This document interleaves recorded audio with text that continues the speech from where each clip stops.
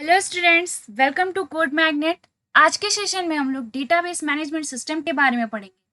Previous video में हम लोगों ने ऑलरेडी सीख लिया है कि my SQL Windows operating system पर कैसे डाउनलोड करते हैं। तो अगर आपने अभी तक वो वीडियो नहीं देखा है तो प्लीज़ वो वीडियो देखिए, जिससे आपकी स्टडी एक सीक्वेंस फॉर्म में स्टार्ट हो सके। तो चलिए स्टार्ट करते हैं आज का सेशन।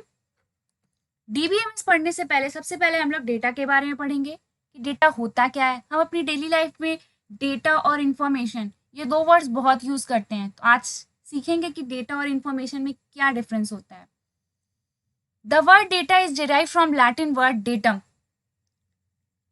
लैटिन वर्ड डेटम से हमारा डेटा डिराइव हुआ है, जिसका मतलब होता है समथिंग दैट इज गिवन।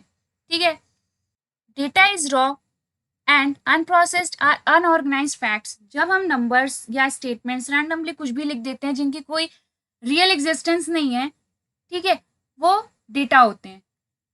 और it is an individual unit of information. ये इंफॉर्मेशन की एक इंडिविजुअल यूनिट होती है। ये कुछ भी हो सकते हैं, वेरिएबल्स हो सकते हैं, नंबर्स हो सकते हैं, स्टेटमेंट्स हो सकते हैं, कैरेक्टर्स हो सकते हैं, सिंबल्स हो सकते हैं, कुछ भी हो सकते हैं। एग्जाम्पल लिया मैंने रैंडम सा कोई नंबर, ठीक है। अब हम इससे सीखेंगे कि ये इंफॉर्मेशन कैसे हमें देता है। तो चलिए पहले इंफॉर्मेशन पढ़ते हैं। Information is a processed and meaningful form of the data. Data के meaningful form and processed form को ही इंफॉर्मेशन कहा जाता है। मतलब कहने का है, जब हम डेटा को एक ऑर्गेनाइज्ड वे में, एक सीक्वेंस वे में प्रोसेस्ड करते हैं तो वो इंफॉर्मेशन कहलाता है। ठीक है। एक तरीके से हम ये भी कह सकते हैं कि processed version of data is called information. Note, data and information both are dependent on each other. Data और इंफॉर्मेशन दोनों ही एक दूसरे पर डिपेंडेंट होते हैं। क्यों? क्योंकि डेटा से ही इंफॉर्मेशन बनता है और इंफॉर्मेशन डेटा से मिलकर बनता है। ठीक है। तो अभी जो मैंने एग्जाम्पल लिया था, एक रैंडम सा नंबर, उसको मैंने एक डेट में ऑर्गेनाइज कर दिया है, जो कि हो सकता है किसी का ड्यू भी हो सकता है और किसी का कोई फेस्टिवल का नेम हो, डेट हो सकता है। ठीक है। और इसी नंबर्स के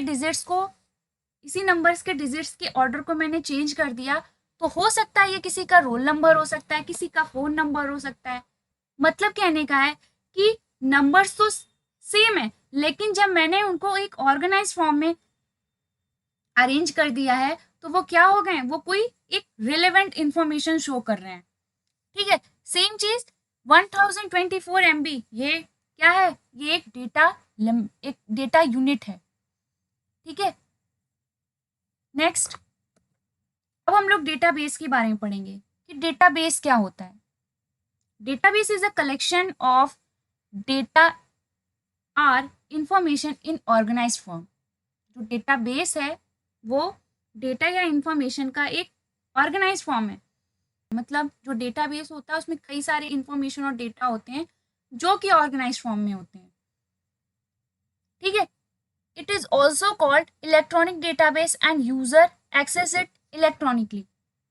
ये इलेक्ट्रॉनिक डेटाबेस होता है। आजकल की डेली लाइफ में हम अपने मोस्ट ऑफ द डेटा हम ऑनलाइन या इलेक्ट्रॉनिकली ही एक्सेस कर रहे हैं। बहुत सारे डेटा हम ऑनलाइन क्लाउड कंप्यूटिंग के थ्रू स्टोर कर रहे हैं, एक्सेस कर रहे हैं।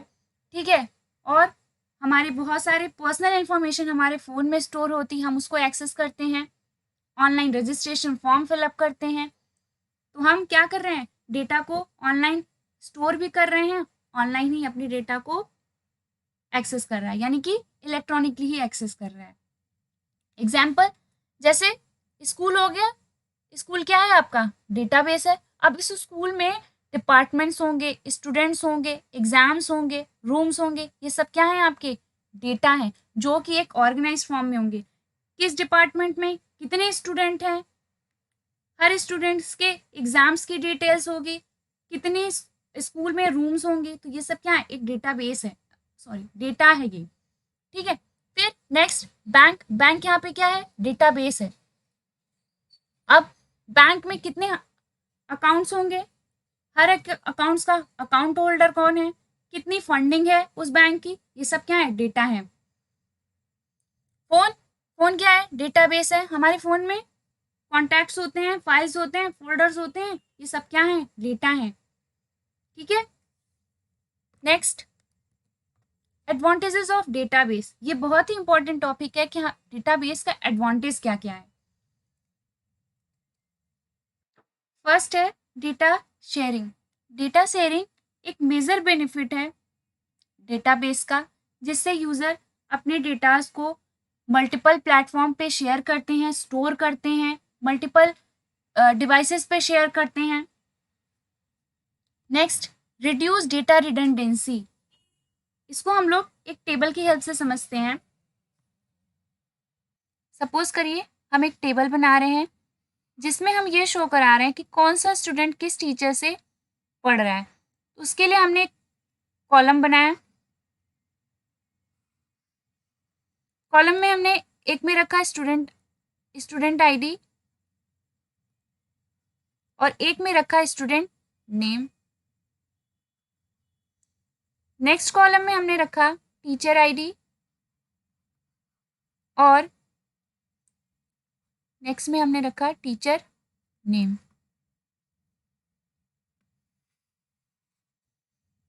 अब स्टूडेंट की आईडी हमने मान लिया 1, 2 और 3।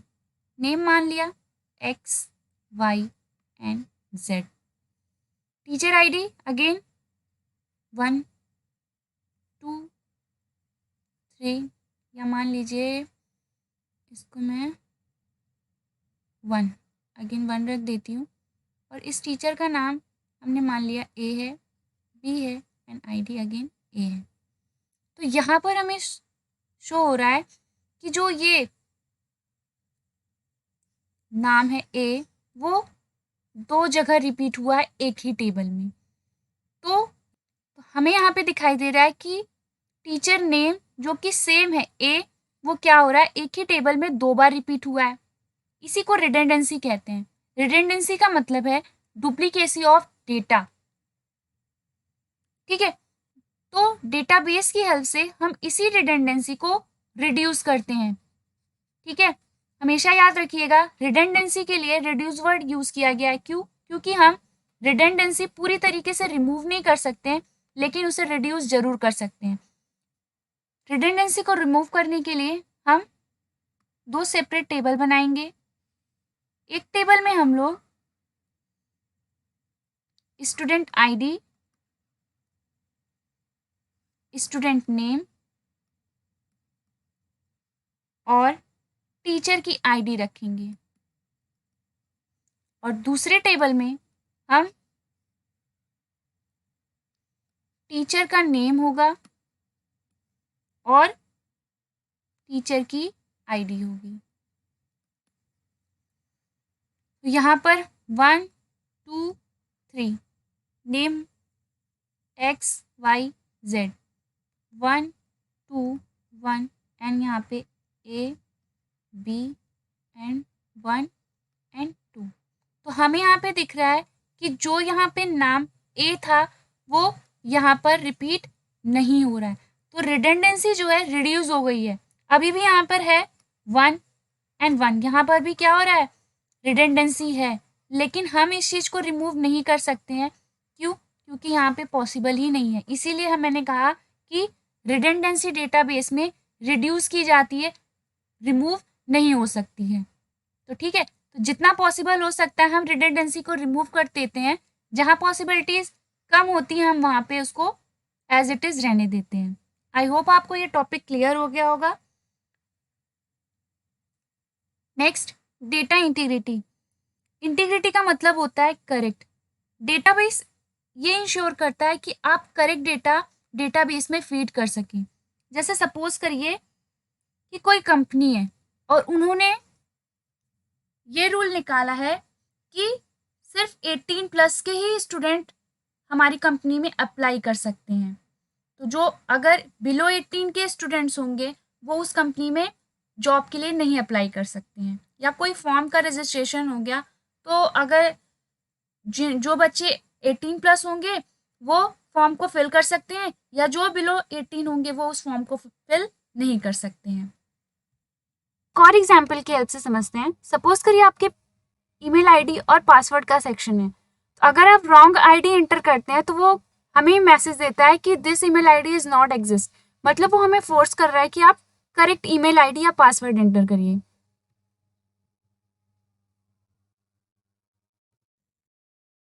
नेक्स्ट हम लोग डेटा कंसिस्टेंसी के बारे में पढ़ेंगे।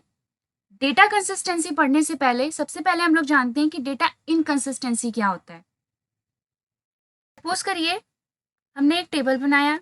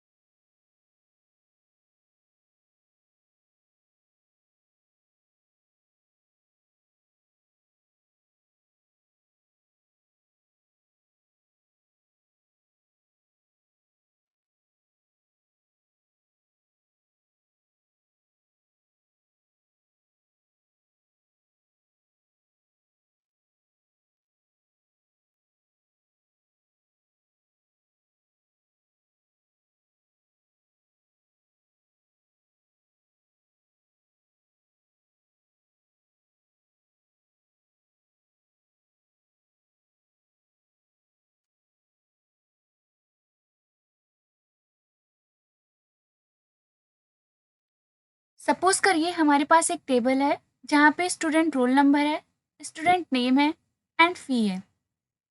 ये टेबल ये इंडिकेट कर रहा है कि एक स्टूडेंट कितने कोर्सेज में इनरोल्ड है और किसकी कितनी फीस है। तो पॉसिबिलिटीज है, यहाँ पर पॉसिबिलिटी है कि एक स्टूडेंट एक से ज़्यादा कोर्सेज में इनरोल हो सकता है। तो सपोज करिए हो सकता है जॉन का नाम मैंने जॉन के रख दिया, ठीक है, मतलब ये उनका अधूरा नाम था, उनका पूरा नाम है जॉन के, ठीक है।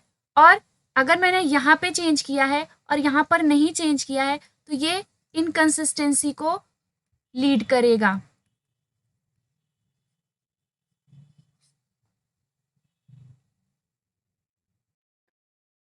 एक बार फिर से समझते हैं।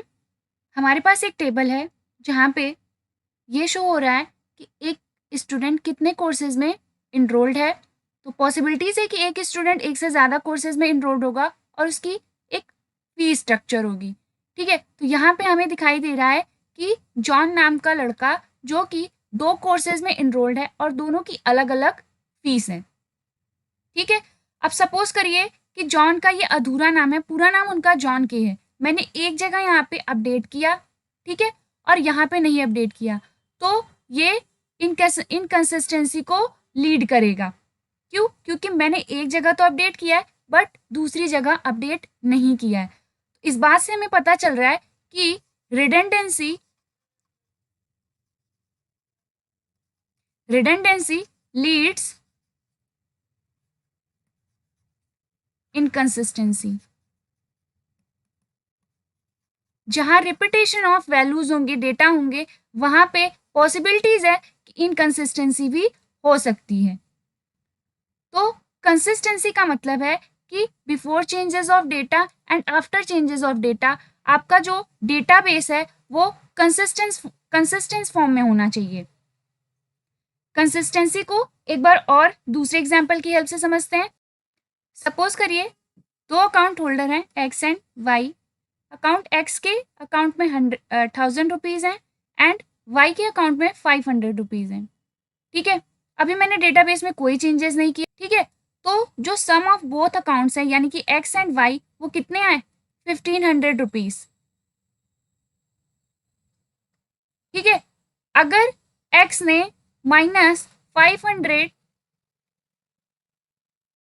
अकाउंट वाई में ट्रांसफर किए, ठीक है, तो अकाउंट एक्स वाई के पास कितना हो गया? 1000 एंड अकाउंट एक्स के पास कितना हो गया? 500। दोनों अकाउंट का सम कितना हुआ? वो 1500। ठीक है, तो ये था consistency and inconsistency. Next, database, data की सिक्योरिटी, एक्यूरेसी, डेटा की independency, better backup facility and recovery facility भी प्रोवाइड कराता है। नेक्स्ट है DBMS. DBMS is a collection of software that manages data inside database as well as user of the database. DBMS collection होता है software का जो data को server side से भी और यूजर साइड से भी मैनेज करता है। लाइक कैसे डेटा को क्रिएट करना है, कैसे अपडेट करना है, कैसे डेटा को डिलीट करना है, मतलब एक तरीके से मैनिपुलेशन ऑफ डेटा ये DBMS हैंडल करता है। DBMS works on how data will be stored, structured and accessed in database. DBMS work करता है कि कैसे आपका डेटा स्टोर होगा, ठीक है, किस स्ट्रक्चर फॉर्म में स्टोर होगा और कैसे एक्सेस किया जाएगा डेटाबेस में।